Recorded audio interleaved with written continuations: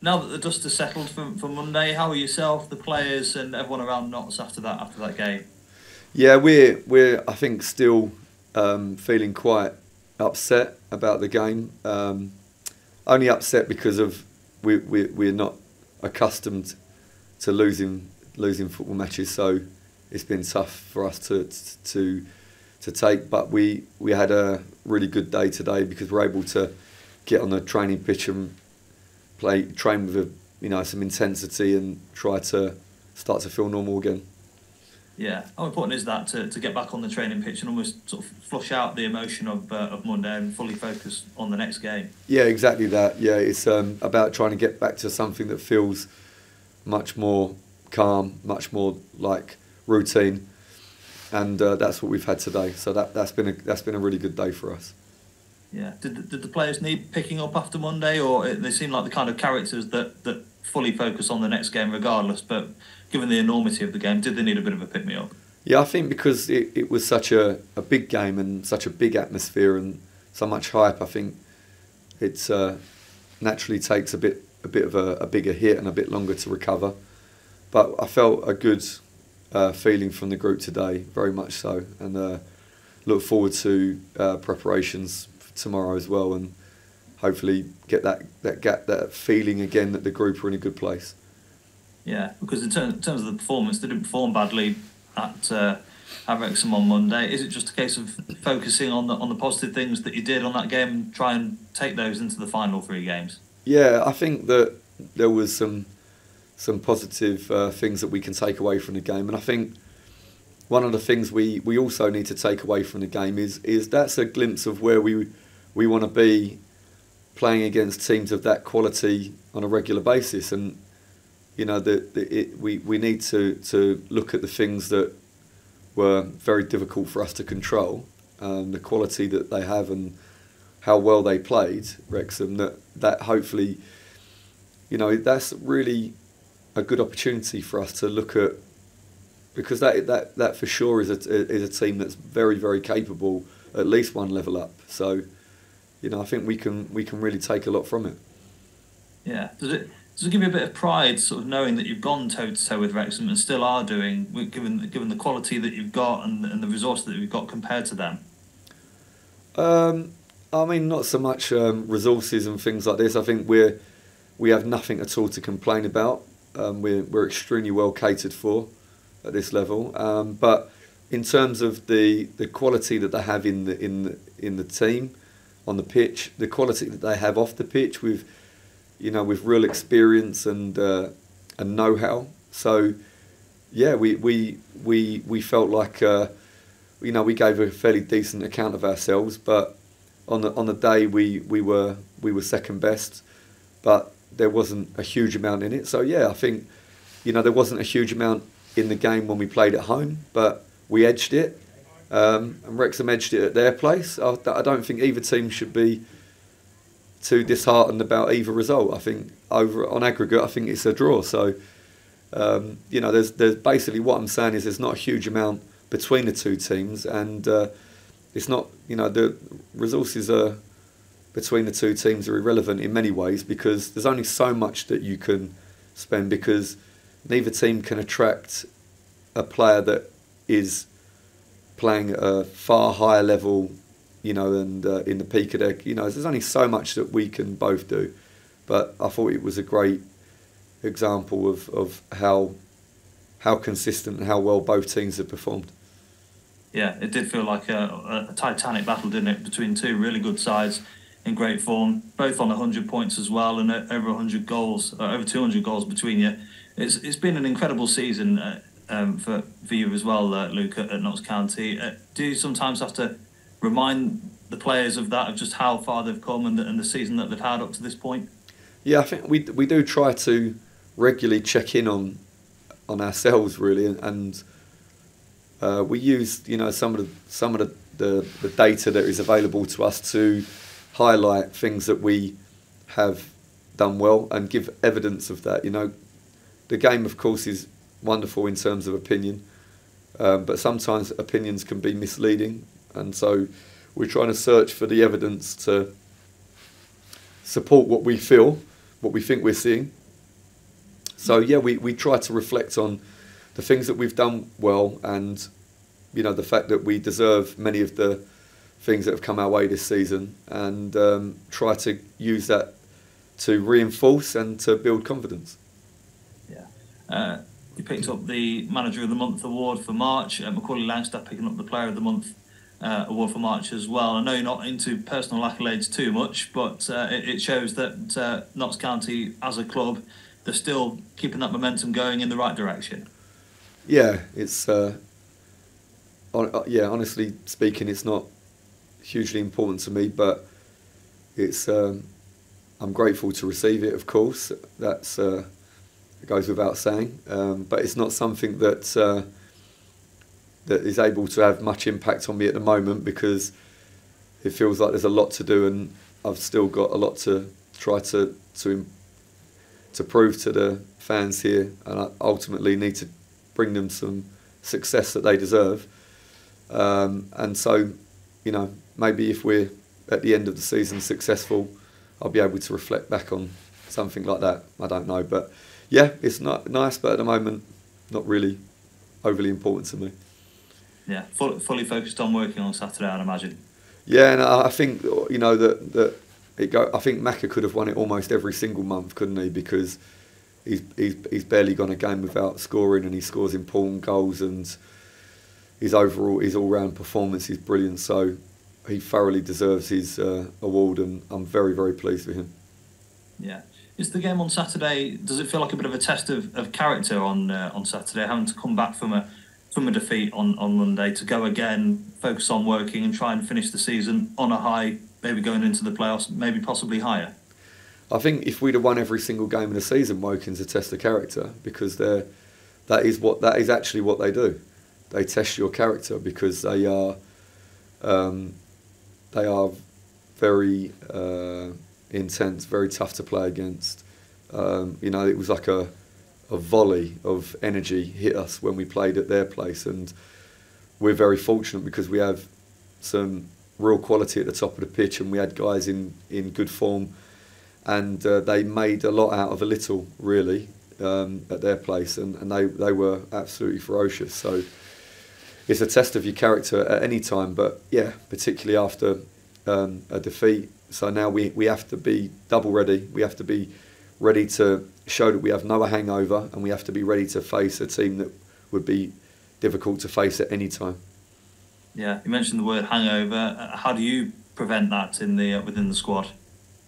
Well, we try to bring the result to a full stop by debriefing the game and draw a line underneath that, and then we have to try to go through a routine, because the routine brings around familiarity, and that brings around a feeling of of confidence, because we've been through this routine many times, and we had lots of good, far more good results and performances than poor ones.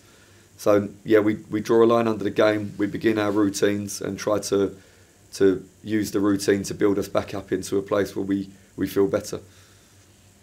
Excellent stuff. Well, I appreciate your time as always, Luke, and all the best for Saturday evening. Thank you. Thank you. Thanks very much. Hi, Luke. So just wanted to talk a little bit about the Wrexham game. So something that I noticed upon analysing the game was after you conceded the equaliser and then conceded the second goal, the reaction from your players was quality in, controlling the game and calming the crowd down. How did you find that? No, I really, really appreciate that. Thank you for that, because that was something that was quite important to us, because where we really have our ambitions, set very high, we know that in order to achieve anything really meaningful, you have to be able to show anxiety control, and you have to be able to overcome obstacles. And I really appreciate that, because I thoroughly agree. I thought the response was immaculate, was exactly what any head coach would want from their players, to see them try to grab hold of the game very quickly, play with a real enthusiasm and intensity, try and build moves immediately, try to strike back immediately. That was something that was really pleasing for me, and that's certainly an attitude that we're going to have, because all the games appear to be becoming bigger and bigger, and there is time is now running out, and the games are all huge. Yeah, I've just been speaking to Sam Austin, and I asked him about the atmosphere inside the racecourse ground. I said to him that the 10,000 felt like 30,000. Just, is that the best you've seen in your managerial career so far? Yeah, I mean, I was talking to some friends that were asking about the atmosphere. They could, watching the game on the TV, they could sense it. And honestly, I've been involved in Championship football, some very big stadiums with very big crowds, but it was more the energy that was coming from the stands. And by the way, let's just, while we're on it, the Notts fans that travelled played a huge part in that. They were fantastic, and they're always fantastic, but it was like they really wanted to join in the atmosphere, and to be heard, and make sure that Wrexham knew that there's another big club in town, and that was a really impressive display from them, and it was something that I'll remember for a long, long time, I'm sure. But to answer your question, it was a fantastic atmosphere generated from all the supporters, and certainly rivalled anything that I've been involved in. Just on a bit of squad personnel, there was no Aidan Baldwin or Richard Brindley there. Is there anything behind that? Are they fit for this weekend? Yeah, honestly, what's behind it is the fact that both guys didn't play for a while. They played against Wildstone and were not recovered in time to go again in such a short turnaround. So that was disappointing for us, because we want every single player available. But fortunately, it's nothing that is serious. It was purely the fact that I genuinely hadn't recovered in time to be able to play again. So looking ahead to Woking this weekend, the last time you played away, you described them as ferocious and analysed their pressing play as something that they were really good at. So are you expecting a similar sort of approach from them, given that they're away from home, or are you expecting something slightly different? No, I think a similar approach, because I don't think that they particularly have another way. I think that is how they see themselves, in their own image of themselves, is that they are extremely competitive, very tough team that make you feel uncomfortable. You're in a game, and I really like that. I don't like it so much when I'm in the technical area and we're playing against them, but I must say I'm really fond of the team, and I like their style. I think that it's something that if you watch them, you know what you're going to get as a very bare minimum, and so I'm expecting something, and I will certainly be preparing the players to be ready for that. Yeah, 3 games left of the season. 3 important games, given the context of the title race and what may or not happen. But does this game hold a little bit more significance, given the fact that you could perhaps meet Woking in the playoffs? So it's kind of a chance to, suss them out a little bit, perhaps? I think both teams have a really good idea about what the other is and what the threats are and the problems, the difficulties. I think at this stage there's so much available footage to watch, and we've already met. So no, I understand completely the question. I think both teams have got are so aware of each other. Of course, after the game there'll be some, I'm sure, more insight, because certain players jump out and certain players that didn't play in the game before, and some new ones. So I've got no doubt that both sets of staff will see new things that will strike them. But I think as a whole we have a very good grasp of each other and a good understanding. Perfect. Thanks for your time, Luke, and I'll speak to you on Saturday. Thanks, Ollie. Thanks, Ollie. Jake, just be mindful of the time, please, mate. 8 minutes left. Thank you. Oh, yeah, no worries. I'll keep it fairly short and sweet. How are you, Luke? You well? Yeah, I'm okay, thanks, Jake. How are you? Just, yeah, very well, thank you, very well. Good. Just a quick follow-up on preparation for the week, really. You mentioned to Jake a few moments ago about kind of like preventing that hangover and, bouncing back strongly against Woking. Is there the sense that Monday has now been completely put to bed, or is there still a little bit of work to do that while you get those routines back in place, or where is your squad currently at? Yeah, I think it's fair to say that there's still a subdued feeling, but certainly nothing that concerns me. I feel like the players are in a very good place, in a very good mindset overall. But yet, of course, we have days when the place is noisier, and we have days where the place is more quiet. But we have been in a very sort of narrow bandwidth, if that makes sense, all season. We're never really too high, and we certainly try to bring that down if we see that. And also, I don't see this group ever overly flat. So yeah, of course, I'm aware that there's still a subdued feeling in the camp, but we're gearing up now, and that's the best thing that can possibly happen, is that we have a game now to focus on. And I guess it's important to say as well that although it was a little bit of a blow Monday, but it's still not over. It's not beyond the realms of possibility that you can go up automatically yet. No, of course, and we have to do everything that we can to at least make that viable, and to apply pressure.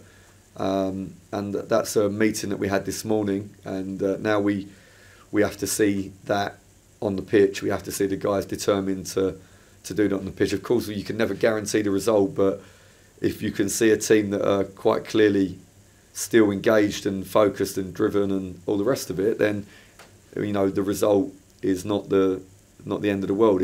What would be a big issue is to see a team that no longer have the fire inside their belly, but I don't anticipate that at all. Yeah, I was going to say, just how much does this help you to kind of like see the squad not just play the occasion on Monday, but as well to see their response after what happened on such a big occasion. Well, like you say, but you've got no worries that they will stand up if you count for, and you will see a reaction come the weekend. Yeah, and it's something that one or two players in particular that I've spoken to individually to say to them, this for me is a lovely opportunity for you to show me something that I didn't get to see. I mean, when you win a lot, sometimes you do miss what players are capable or not capable of in the harder times, because we didn't suffer too many. So now is actually a really quite interesting for me to see which guys can really show a determination to get back on track quickly.